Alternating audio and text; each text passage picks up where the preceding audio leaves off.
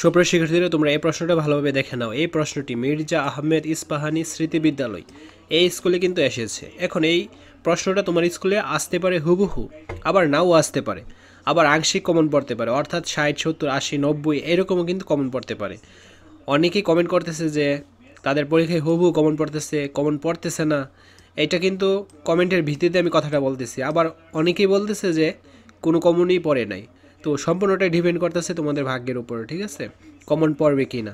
কারণ এইবার তোমাদের স্কুলের টিচাররাই প্রশ্নগুলো তৈরি করবে। তো এটা জাস্ট প্র্যাকটিস পারপাসে প্রশ্নটা সলভ করে নাও। কারণ এটা যেহেতু একটা স্কুলে আসছে, তার মানে এই প্রশ্নটা অনেক ইম্পর্টেন্ট। আর এই প্রশ্নটার মধ্যে যে থাকা অঙ্কগুলো, এইগুলো অনেক ইম্পর্টেন্ট টাইপের প্রশ্ন। এগুলো কিন্তু তোমার স্কুলে আসবে এরকম নিয়মে, অথবা সেম টু সেমও কিন্তু আসবে, ঠিক আছে। তো হুবহু কিন্তু কমন পড়বে না, আংশিক কমন পড়বে। আর আমরা এইরকম 4-5টা সেট আপলোড করেছি। তোমরা যদি সবগুলো সেট প্র্যাকটিস করে যাও, তাহলে তুমি পরীক্ষায় ভালো করতে পারবে এবং ভালো একটা মার্কস তুমি পাবে। তো এখানে কি বলছে, প্রিয় গণিতের একটি অধ্যায়ের 56% অঙ্ক শেষ করলো, সে ওই অধ্যায়ের কত অংশ শেষ করলো।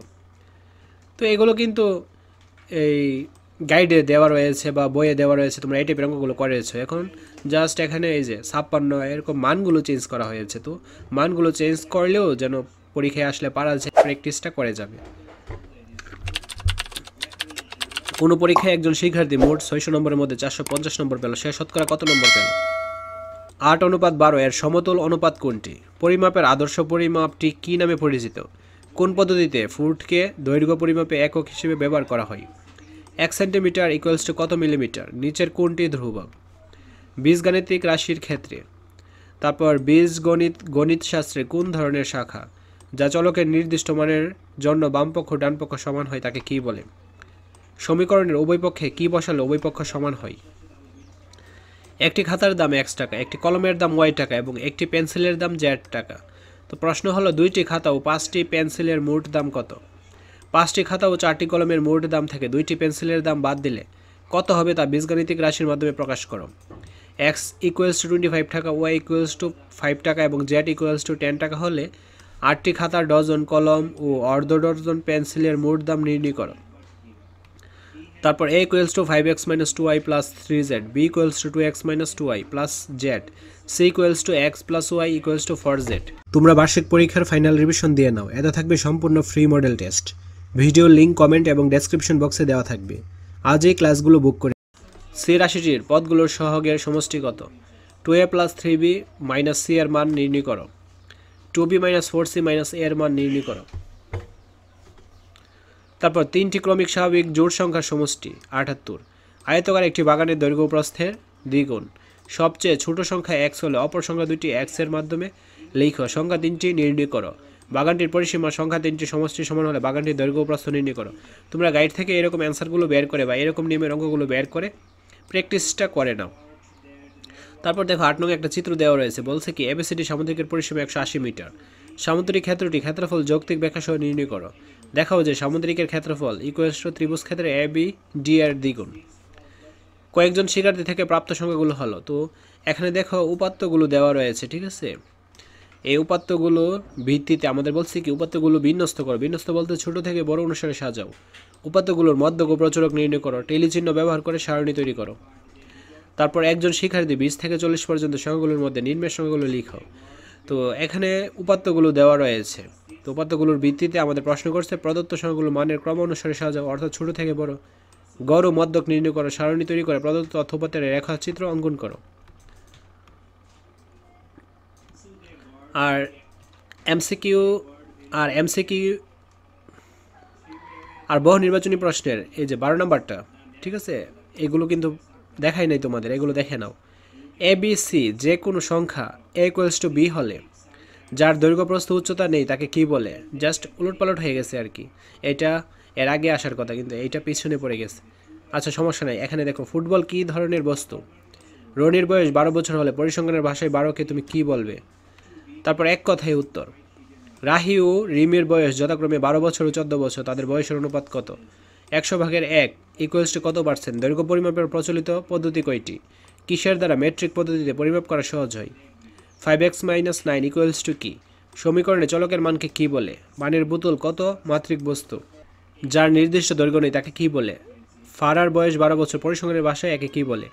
তো এই উপাত্তগুলোর মধ্যক কত? খ বিভাগ, রচনামূলক প্রশ্ন, সংক্ষিপ্ত উত্তর প্রশ্ন।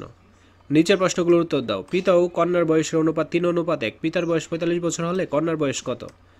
তোমার নিকট 2000 টাকা আছে, তা থেকে তুমি 800 টাকা দিয়ে একটি ঘড়ি কিনলে, তুমি শতকরা কত টাকা খরচ করলে? 5 টাকা মুদ্রার পুরুত্ব 0.2 সেন্টিমিটার হলে 15টি মুদ্রার উচ্চতা কত মিলিমিটার? রকির উচ্চতা 50 ইঞ্চি এবং তুহিনের উচ্চতা 110 সেন্টিমিটার। কার উচ্চতা বেশি? স্কুলের দীর্ঘলাভ প্রতিযোগিতায় হামিস এর অতিক্রান্ত দূরত্ব 3.5 মিটার, তামিমের অতিক্রান্ত দূরত্ব 352 সেন্টিমিটার। কে জয়ী হবে? 3x - 2yz + 7a / 9 রাশিটিতে কয়টি পদ ও কয়টি চলক আছে?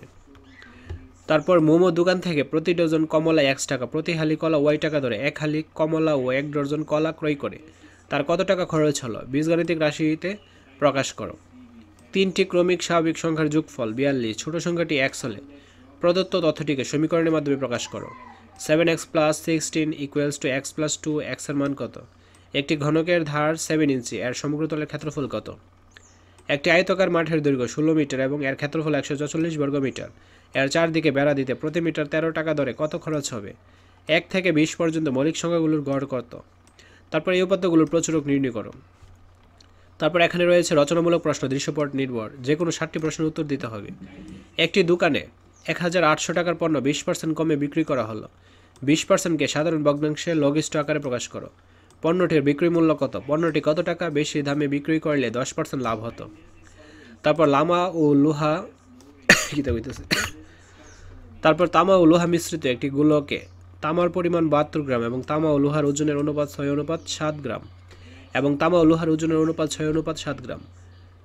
লোহার পরিমাণ কত গ্রাম? তামার পরিমাণ লোহার পরিমাণের শতকরা কত অংশ? গোলকটিতে কত গ্রাম তামা মেশালে তামা ও লোহার ওজনের অনুপাত 7:6 হবে? তারপর 3 দেখো, বাসা থেকে হাসপাতাল দূরত্ব হচ্ছে 250 মিটার। দেন হাসপাতাল থেকে বিদ্যালয় দূরত্ব কত? এই দূরত্ব হচ্ছে 300 মিটার। বিদ্যালয় থেকে বাজার 100 মিটার। বাজার থেকে বাসা হচ্ছে 200 মিটার। তো প্রশ্ন হলো 5 মিটার কত ডেকামিটারের সমান? বাসা থেকে হাসপাতালের দূরত্ব কত কিউবিট? বাসা থেকে বিদ্যালয়ে যাওয়ার সর্বনিম্ন দূরত্ব গজ এককে প্রকাশ করো। তারপর এখানে একটা প্রশ্ন দেওয়া রয়েছে, এই প্রশ্নটা ভেরি ভেরি ইম্পর্টেন্ট। দৈর্ঘ্য বরাবর রয়েছে কত? এই যে 5 মিটার, এদিকে রয়েছে 4 মিটার, আর এদিকে 4 মিটার, এদিকে 20 মিটার। এটা হচ্ছে পুকুর। পার্শ্ব পুকুরের পরিসীমা ফুট এককে প্রকাশ করো। দৈর্ঘ্য প্রস্থ বরাবর 2 মিটার পর পর চারা গাছ লাগালে মোট চারা গাছের সংখ্যা কয়টি? পুকুর পাড়ের ক্ষেত্রফল নির্ণয় করো। হাই এভরিওয়ান, এটি আমার পার্সোনাল চ্যানেল, সবাই সাবস্ক্রাইব করে দিও। এখনও ভিডিও আপলোড হয়নি, ভেরি সুন ভিডিও আপলোড করা হবে। চ্যানেলের লিঙ্ক ভিডিও অ্যান্ড কমেন্ট বক্সে দেওয়া থাকবে। তো এই হলো সম্পূর্ণ প্রশ্নটা, ঠিক আছে? তোমাদের আরেকটা কথা আবার রিপ্লাই করতেছি, এই প্রশ্নটা হুবহু তোমার স্কুলে আসতে পারে, আবার নাও আসতে পারে, আবার আংশিকও কমন পড়তে পারে। তো সম্পূর্ণটা ডিপেন্ড করতেছে তোমাদের ভাগ্যের উপর। তাছাড়া আমরা অলরেডি এইরকম 4-5টা সেট কিন্তু ইউটিউবে আপলোড করেছি। পরীক্ষার আগে এই 4-5টা সেট অবশ্যই প্র্যাকটিস করে যেও, তাহলে তোমরা পরীক্ষায় কমন পাবে। আর এরকম মানগুলো যদি পরিবর্তন করেও আসে যেন পারা যায়, এরকমভাবে প্র্যাকটিসটা করে যেও, ঠিক আছে? আজকের ক্লাসটা এই পর্যন্ত। পরবর্তী ক্লাসটি সবার আগে পাওয়ার জন্য অবশ্যই চ্যানেলটি সাবস্ক্রাইব করে অল নোটিফিকেশন করে রাখো, যেন ভিডিও ছাড়া মাত্রই সবার আগে তোমাদের কাছে পৌঁছে যায়। ধন্যবাদ সবাই।